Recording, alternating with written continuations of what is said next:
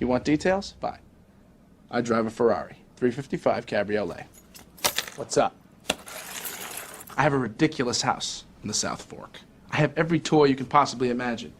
And best of all, kids, I am liquid. So, now you know what's possible. Let me tell you what's required.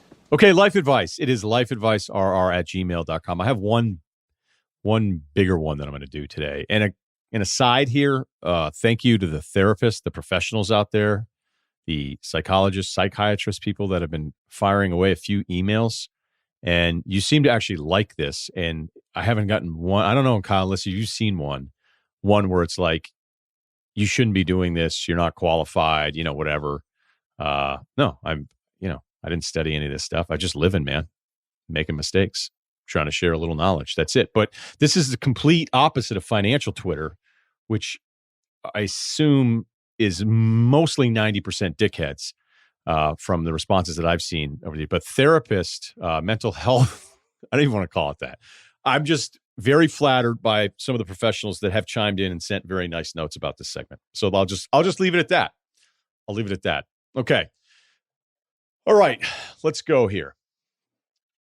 Hey, Ryan, want to start out by thanking you for the content and this segment. I'm going to do my best to keep it short. Well, didn't keep it short, but that's okay. Background on me, 37, single, never been married, make a good living, work in computer industry, non-drinker, but still fun to hang out with. Used to play football, hockey, and wrestle in high school. Continued playing hockey until I got hurt and started gaining weight. My story starts over 2 years ago when I was weighing in at 430 pounds and in the hospital for what they would call a minor stroke. I decided then that I don't want to have my parents bury me and change my life around. Since then, I lost 230 pounds by change of diet, walking, and going to the gym. The walking part is so underrated for some of you guys who are just trying to lose a little weight, maybe intimidated by the gym or can't afford the equipment or you don't really know what you're doing.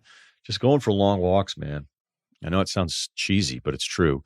So this guy changed diet, walking, went to the gym. During the weight loss journey, he met a girl who he says that he goes, all right, so during my weight loss journey, I met a girl who I fell in love with.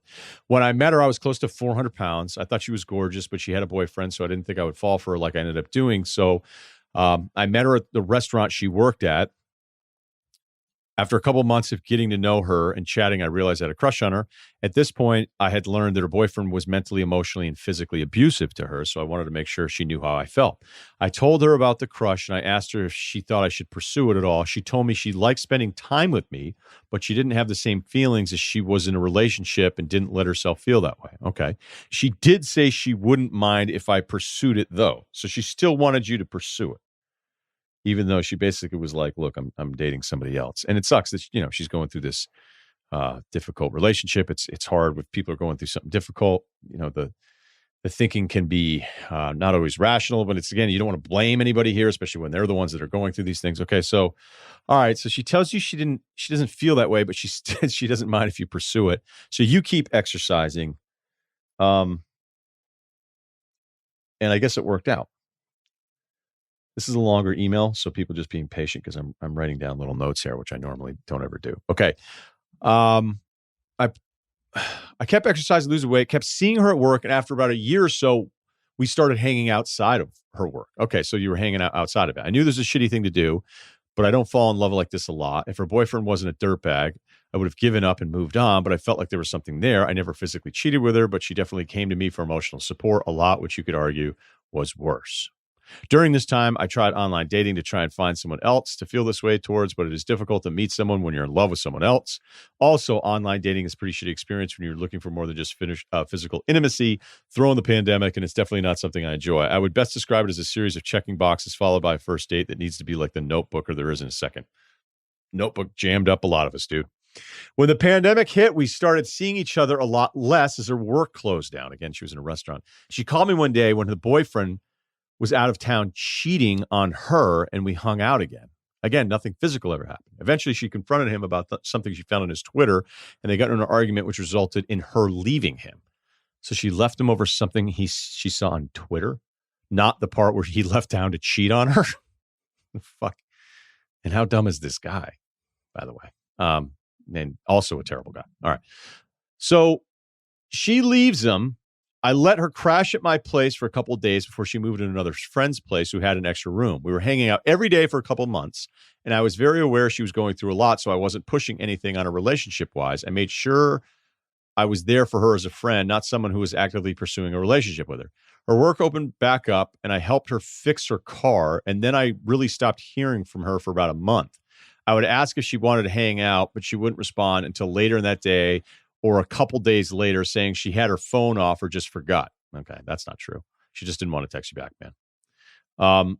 I went to her work and talked to her, and she said everything was fine. I got to admit, the part where you say you went to her work to talk to her about this, I don't know. I mean, if she's a bartender or she's a waitress or whatever, there's a moment for that to be allowed. But I can tell you from experience that when I bartended and guys would like come in specifically to talk to a waitress, that never went over well. I'm giving you the benefit of the doubt, but I just think it's at least worth bringing up for yourself if you hadn't thought about it, if that was a turn up. But it sounds like she liked you coming in and she liked talking to you the whole time. So it's just something I thought we'd bring up. Okay, she said everything was fine, so I was patient, didn't push it. A couple of weeks later, she told me she wanted to move on and that it wasn't about me, but she didn't want to be in a relationship with anyone. So she wanted to move on from you when you guys were when she was friend zoning you the whole time anyway. All right. I can't tell if they hooked up or not. I think it's a no from this, Kyle. I think it is. Yeah, because every time it's like never want to push anything, didn't want a relationship. When he says that we hung out every day for a couple months, but I was aware she was going through, so I wasn't pushing anything on her relationship wise. I want to be there as a friend. So I think this is straight up. It's a lot of time to be putting in, man. Okay. And the fact that you said that she wasn't responding to text or calls until days later and saying, "Oh, I just turned my phone off." That's not true. She just didn't want to text you back, or she has something else going on. I'm sorry to be so blunt, but that's just exactly what it is. Okay. So she said she didn't want to be in a relationship with anyone. She didn't want me waiting around for anymore. I told her I waited because I thought she was worth it, and I waited through the breakup. So why would I give up now? She told me that I was so much more attractive now, and she felt like she was holding me back. I asked if she thought I was attractive. So this is after the guy had lost all this weight. He's pursuing this girl. This is like, this girl is his motivation, which is really great, man. I mean, it's unbelievable he lost 230 pounds. I asked her if she thought I was attractive, and the response was, quote, "I don't think anyone is attractive now." Oh, man. Yeesh. That is such a bullshit line. Yeah, she doesn't like you. That's very clear. I mean, there's a bunch of things in here that just say she doesn't like you. And that's okay. Not everybody likes us when we like them. But I understand your motivation and kind of the singular focus on this girl, so it hurts. And I'm sure you're bummed out. All right. But when she says, "I don't think anyone is attractive now," you already know the answer to this. You're smart enough to do you could just tell the way this is written. You already know. You don't even need me to tell you this, but there's too many red flags in here. She tells you to keep pursuing you, even though she says she doesn't want to date anybody else. She uses you for a place to stay after she dumps the boyfriend, but then doesn't spend any time with you.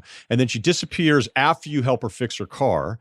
And then she says that she doesn't find anyone attractive now, while she's also building you up, saying you're so much more attractive because she's like in this weird place. And again, she clearly, according to you, has gone through a lot in this relationship. So you can be sympathetic. But remember, the person that's going through the bad thing doesn't get to treat everybody else poorly too. And I know that from experience, because I know when I was younger and I was going through bullshit at home, I would use it as kind of a defense of like, well, whatever, like, I don't want to deal with this right now because of something else. Well, that's not fair to the new person. The new person hasn't. This guy who wrote the email, he hasn't done anything wrong to this girl. So even though she went through this horrible relationship, she doesn't then get to treat other people like shit and lead them on and use them, which is clearly what she's doing. So yes, her own challenges suck, and I'm not trying to be like closed off on that, but you can't go, well, she had this awful relationship before, so now I'm going to let her just walk all over me, because that's kind of what's happened here. But it's because you cared about her. And if you were in love, you're in love, and you're just going to keep pursuing it, and you're not going to be thinking as clearly because you're like, man, I want, it sounds like you try to do everything you can with this girl. All right. So needless to say, this hurts quite a bit, and I'm still struggling. I'm not going to hurt myself or anything like that. I'm just sad all the time. I'm sorry to hear that. This happened back in July, and to my credit, I haven't been texting her going to work since then. Oh, by the way, I guarantee if you totally ignore her, and then she hits you up and you just say, "Hey, things are different now. I'm just not really that interested, but I'm here for you if you really need anything," then she's going to end up probably liking you. That's what this person sounds like. She sent me a text saying hi in August and mentioned how much she missed me. Oh, Jesus. All right. So that actually did happen. Yeah. I mean, she's got so many red flags here, man. I'm sorry that you really like her, because I get it. We don't always love the best people. We don't always love the people that are best for us, but it just happens. I was very short and nice in my response, simply saying, thanks for reaching out. Let me know if you need anything or something like that. Because he already did the thing that I just said was going to happen. All right. And he said he hadn't heard anything from her since. You're going to hear from her again. Guarantee. You keep ignoring her, she's going to hit you up. And that's really going to be up to you. All right. Since this event, I feel like everything's really gone downhill for me. Initially, I did a good job of not allowing my weight to come back, but I pulled something at the gym and they found something next to my heart. They don't know what it is. Okay, man. Sorry to hear that. They told me not to exercise until they know, and I have a CT scan scheduled for mid-November. I hurt my ankle walking, so I haven't been able to do that as much as I want. I've gained about 30 pounds since this incident. My outlook, things have changed. I fell back into a bad eating behavior. Before I met her and went through this, I used to be a very happy guy, glasses half full, but now I find myself being very cynical about anything. I've been seeing a therapist, but I'm starting to feel like that's doing more harm than good. I have great friends who've been there for me and are willing to listen, but I hate being the sad guy all the time, so I really try not to burden them with this, especially when it's been going on so long. I'm sick of talking about her, so they have to be sick of hearing about her. Yes, let me trust me on this one. If you're aware that you're sick of talking about her, your friends are definitely sick of hearing about it. I haven't had a serious girlfriend since high school, and I'm worried that it's going to take me years to get over this one like it did her. I can't determine if I should continue with therapy or try to white knuckle it and just get through this. I feel like my old coaches would tell me to stop being a wimp. It's just a girl. It's temporary injury. Stop the therapy. Eye of the tiger. Just get back out there and advice. All right. Yeah, look, I mean, all of us are great at telling everybody else to pull up the fucking bootstraps and kick ass when it's not you that's hurting. And I actually think there's nothing more. It's not even arrogance. It's awful. It's just awful when somebody else is like, hey, just go be a tough guy. Just go be a tough guy. Well, okay, well, you're not the one that's bummed out. You need to move on from this girl. And I think what you did is you were motivated by her to improve yourself to get her. And you have to now do the same thing. Once you look, the medical stuff, scary as hell. Let's just hope it's nothing too serious. You figure it out. The ankle's going to feel better at some point. And you're going to start working out again because you've already done it. The fact that you've already lost 230 pounds proves that you can do some really, really challenging shit. So give yourself a lot of credit for that because you've already done it. So even if you put 30 pounds back on and you're bummed out, you're going to be able to do this again.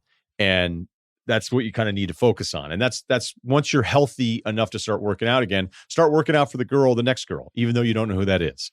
And yes, you could keep in touch with this girl. And I bet she does hit you up at some point, says, hey, I never appreciated you. Because she's selfish. She's selfish for maybe some reasons that aren't her fault. And she's selfish for some reasons that clearly are her fault. And the more you ignore her, she's probably going to go, hey, I took you for granted. And what are you up to? And all these different things when she realizes that you're not paying any attention to her whatsoever. And the longer you let that go on, the longer it's going to take to get to day one of saying, all right, I'm past this. Now you're the one attached to her. So the rest of us very easily can tell you, hey man, just get over her. Just like your friends are saying, hey, get over her. I would stop talking to your friends about her all the time because continuing to dwell on it and talk about it over and over and over again actually just extends the period of time that you're thinking about this person and all these different things. And you don't really want her back. So that's good. So, that's progress here. But I think the biggest thing that you need to do is once you're healthy again and you feel good about everything, don't let this get to 300 pounds. Start working out as if you're working out for the new person that doesn't exist yet. You don't know who that is. But all of us get over this stuff. We all get over it. Sometimes it takes a really long time, and sometimes it doesn't take any time whatsoever. You spend way too much time thinking about this person. You already know that, and you need to do whatever you can to eliminate it because it hasn't worked. It hasn't been healthy for you. It's taken a toll on your confidence. And like you said, you used to be a happy guy, and now you're not because of this girl that doesn't like you. And so, there you go. It sucks. It would be great if everybody liked us that we like, but it doesn't. Like, that's just life. All right, that was really long, and hopefully everything works out. All right, we'll talk to you on Wednesday. Please subscribe, rate, and review Ryen Russillo Podcast.